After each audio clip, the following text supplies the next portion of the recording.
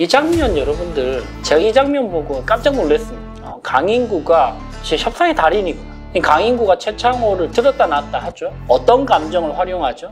협상의 모든 것, 류재현의 협상스쿨. 네, 안녕하세요. 협상 전문가 류재현 변호사입니다. 오늘은 넷플릭스로 협상 공부하기라는 시리즈를 한번 준비를 해봤어요. 민간인 생존 협상가인 강인구 씨, 즉 하정우 배우를 한번 분석해 보도록 하겠습니다. 그래서 저는 이 강인구의 캐릭터를 본능적으로 자신감을 가지고 협상에 임하는 생존형 협상가라고 평가를 하고 싶습니다. 자, 그 다음 한번 보시죠. 자, 코카인 유통에 대한 큰 그림이 어느 정도 협의가 되고요. 그리고 나서 하정우가 전유한 목사에게 갑작스럽게 이렇게 툭 제시를 합니다. 자, 그럼 우리 이제 비즈니스 조건부터 이야기하시죠. 배부는 깔끔하게 국제 표준으로 5대5 오케이? 형제님, 야고보서에 이르길 말이야. 욕심이 잉태해서 죄를 낳고 죄가 자라면 죽음을 낳는다고 했어요. 나 7, 강선생 3. 그렇게 해. 이렇게 전유한 목사가 5대5 제시를 7대3으로 맞받아칩니다. 생각처럼 되지는 않아요. 근데 상황적으로 이걸 막 이야기를 길게 할 수 있는 상황은 아니었어요. 그러니까 지금 강인구가 이렇게 이야기합니다. 7이요? 장난하십니까 지금? 하지 맙시다 이거. 그러니까 다시 이렇게 이야기합니다. 돈독이 아주 독하게 올랐네. 강인구가 다시 이야기합니다. 누구 덕분에요? 배부는 구사장 오면 다시 이야기합시다. 이렇게 하고 넘어갑니다. 지금 이 장면도 아주 인상 깊은 장면인데요. 하정우가 절묘한 틈을 파고들면서 5대5로 수익 배분을 나누자라고 먼저 이야기를 하고요. 거기에 대해서 전유한 목사는 또 안 된다. 7대3 내가 7을 갖겠다. 너한테 5를 줄 수 없다. 라고 이제 맞받아칩니다. 보통 그러면 어떻게 되죠, 여러분들? 6대4 정도로 수렴하게 되는 경우가 일반적이죠. 근데 강인구는 거기서 오케이 6대4로 합시다 그러면 그렇게 중간 절충점을 찾지 않고 한 번 더 생각해보고 이야기하자는 식으로 그 순간을 일단 의사결정을 하지 않고 일단 넘어갑니다. 이게 여러분들 go to the balcon이라는 전략이죠. 그죠? 내가 원하는 패가 내가 원하는 방향으로 딱 놓여지지 않았을 때, 협상이 자기 뜻대로 진행되지 않을 때, 그럴 때 내가 성급하게 뭐 6대4로 합시다. 이렇게 결론을 내버리는 게 아니고 이때도 마지막에 한 번 더 여유를 가지면서 이렇게 이야기하는 것이죠. 배부는 구사장 오면 그럼 그때 다시 이야기합시다. 이게 바로 go to the balcony. 발코니로 나가라는 거예요. 그죠? 내가 원하는 방식대로 내가 머리에 그리는 방식대로 딱 진행이 되지 않았을 때 성급하게 고개를 끄덕거리는 게 아니고 그때 잠시 빠져나갈 수 있는 룸을 만들어 놓고 그리고 나서 다시 이야기합시다 라고 이야기하는 전략이 바로 go to the balcony 전략. 이런 부분 보면 강인구 씨는 순간순간 여유가 있어요. 뭔가 모르게 여러 가지 경험과 굉장히 악착같이 살아오면서 그런 여러 가지 협상과 설득의 경험 장면에서 본인이 본능적으로 취득한 그런 여유가 어느 정도 있지 않나라는 생각도 듭니다. 다음 장면 보시겠습니다. 자, 강인구 씨가 국정원 최창호 씨에게 이렇게 물어봅니다. 수리남 내부에 있는 국정원 요원 좀 소개해 주는 건 어때요? 언더커버 요원들이 서로를 인지하면 발각 확률이 압도적으로 높아집니다. 에? 내가 요원이에요? 그런 의미는 아니지만 이 건은 절 좀 신뢰해 주셨으면 좋겠습니다. 아니 자꾸 신뢰 하시는데 무슨 신뢰가 혀에서 나옵니까? 행동에서 나오지? 이 대사도 너무 멋지죠, 여러분들. 협상에 있어서 신뢰가 굉장히 중요합니다. 신뢰가 많은 것을 좌지우지합니다. 그죠? 신뢰가 쌓이면 거래의 속도가 빨라지고 거래의 속도가 빨라지면 거래의 비용이 줄어듭니다. 그래서 저는 협상에서 신뢰는 신뢰 자본이라고 생각하거든요. 근데 여기서 핵심적인 표현이 있죠. 아니 자꾸 신뢰 하는데 무슨 신뢰가 혀에서 나옵니까? 행동에서 나오지? 너무나 인사이트 있는 말이죠. 신뢰는 여러분들 나를 신뢰해 주십시오. 나를 믿어주세요 라고 한다고 믿음이 생기지 않습니다. 그 말과 행동이 일치될 때에만 신뢰가 생긴다는 것이죠. 하정우가 날카롭게 국정원 요원을 꼬집으면서 그렇게 말만 하지 말고 행동으로 좀 제대로 보여달라라는 식으로 압박하는 장면. 이 장면도 저는 인상적이었던 것 같습니다. 자, 다음 장면입니다. 강인구와 최창호 간의 대화고요. 한번 보실게요. 이 장면에서 제가 느낄 수 있는 부분은 강인구가 민간인으로서 이 작전에 투입됐는데 생각보다 리스크가 점점 커지는 거예요. 그러면서 국정원 최창호에게 이런 식으로는 나는 못 해먹겠다 라는 식으로 감정적인 표현을 하는 장면입니다. 한번 보시죠. 아니 이 양반아, 내 생선에서 코카인이 나오면 내가 피해를 보지 그게 말이 돼? 전 재산 다 쏟아부은 내 사업 당신들이 망쳤다는 이야기 아니야? 강인구 씨, 저는 국가를 위해 일하는 사람입니다. 무엇이 국익에 도움이 되고 무엇이 국익에 져야 되는지. 이 사람이 진짜 국익? 당신 나랑 말장난해? 국익이 뭔데? 나같이 평범한 사람 이렇게 인생 망쳐놓는 게 국익이야? 강인구 씨 인생 망칠 계획 없었어요. 근데 결과적으로 미안함을 느낍니다. 야, 이거 남의 인생 깜빡이도 안 켜고 끼어 들어와가지고 참 뻔뻔하네. 아니 어떻게 내가 당신을 믿고 일을 합니까? 차라리 전요한이랑 손을 잡고 큰 돈을 벌지. 이 중요한 작전 중에 지금 전요한의 별장에서 화장실에서 서로 이야기를 나누는 장면이고요. 하정우가 참다가 부정적인 감정을 이렇게 표현을 하고요. 그러면서 지금 최창호는 어쩔 줄을 몰라면서 미안해하는 장면이죠. 그죠? 이렇게 감정적인 부정적 감정을 표현을 확실하게 하고 나니까 사실은 최창호는 마음이 굉장히 불편한 건 거죠. 생각을 해보시면 여러분들, 강인구가 무슨 국정원 요원도 아닌데 너무나 깊게 연루가 되면서 생명의 위협을 받는 장면입니다. 자, 그리고 나서 최창호가 그 다음 장면에서 강인구를 찾아와서 이렇게 이야기합니다. 안 그래도 연락 기다리고 있었어요. 우선 드릴 말씀이 있는데 저희 국정원 작전으로 인해 강인구 씨의 인생에 큰 피해를 입힌 점 진심으로 사과드리겠습니다. 이렇게 이야기를 합니다.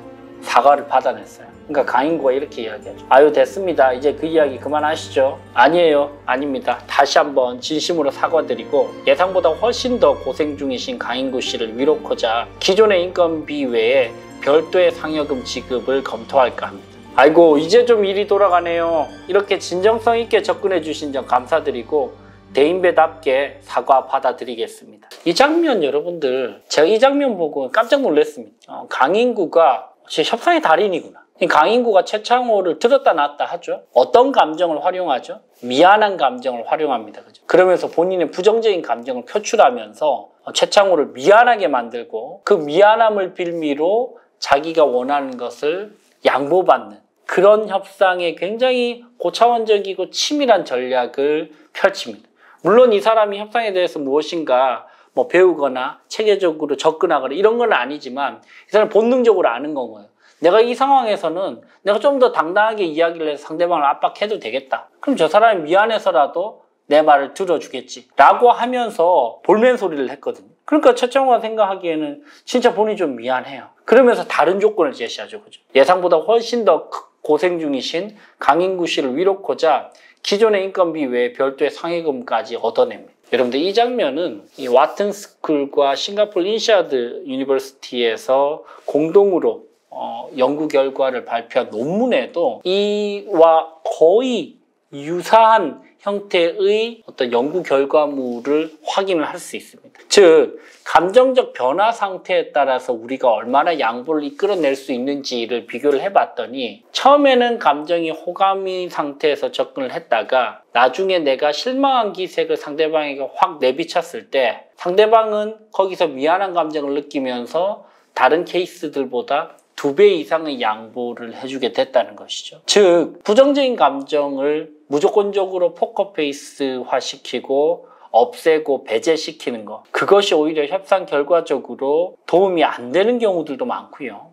때에 따라서는 이렇게 나의 감정을, 나의 부정적인 감정을, 나의 실망한 감정을, 나의 화난 감정을 상대방이 솔직하게 툭 털어놓을 때 상대방이 미안함을 느끼면서 결과적으로 양보까지 해주고 결과적으로 관계까지 더 좋아지는 케이스들이 의외로 많다는 것이죠. 그래서 저는 협상에서 이 감정 활용 전략이 너무나 중요하다고 생각하는데 이 하정우 씨는 본능적으로 이거를 활용을 하고 있습니다. 자, 마지막 씬입니다. 6화에 나오는 마지막 씬이죠. 결국 전요한이 잡히고요. 모든 작전은 끝이 납니다. 그리고 나서 국정원 최창호가 강인구가 운영하는 카센터에 찾아옵니다. 동두천에 눈탱이가 심한 카센터가 있다고 신고 들어와서 단속 나왔습니다. 그러니까 강인구가 이렇게 이야기합니다. 신고요?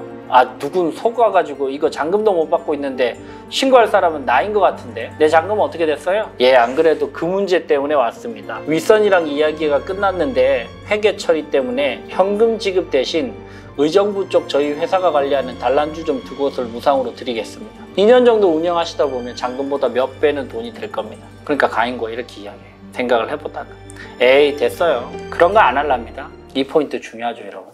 여러분들 이 강인구가 능구렁이 같아요. 강인구는 절대로 한 번에 예스를 하지 않습니다. 여러분들 협상에 있어서 대원칙 중에 한 개가 상대방의 첫 제안에 절대로 예스를 할 필요가 없다는 거예요. 상대방의 첫 제안은 베스트 옵션이 아닐 가능성이 굉장히 높습니다. 여러분들 생각해 보십시오. 내가 예를 들면 뭐 부동산을 판다. 10억 원 정도에 팔고 싶다. 그럴 때 보통 여러분들은 11억, 12억 이렇게 제시를 하시죠. 그죠? 10억 원을 받고 싶을 때 첫 제안에 10억 원을 하는 사람은 없습니다. 보통은 한 1, 20% 정도의 룸을 가지고 앵커를 걸면서 첫 제안을 한단 말이죠. 그러니까 첫 제안에 있어서 곧바로 예스를 하는 거는 내가 1, 20% 더 추가로 확보할 수 있는 부분을 내가 먼저 포기하는 결과를 야기하는 것이죠. 그렇기 때문에 보통은 첫 제안에 있어서는 절대로 예스를 하지 말고 노를 이야기하거나 아니면 maybe라고 일단 시간을 좀 끌라고 하는데 이 강인구 씨는 본능적으로 이런 것들을 다 활용해요. 사실 단란주점 2개를 운영을 해보면 본인이 술집도 운영을 했기 때문에 솔깃했을 텐데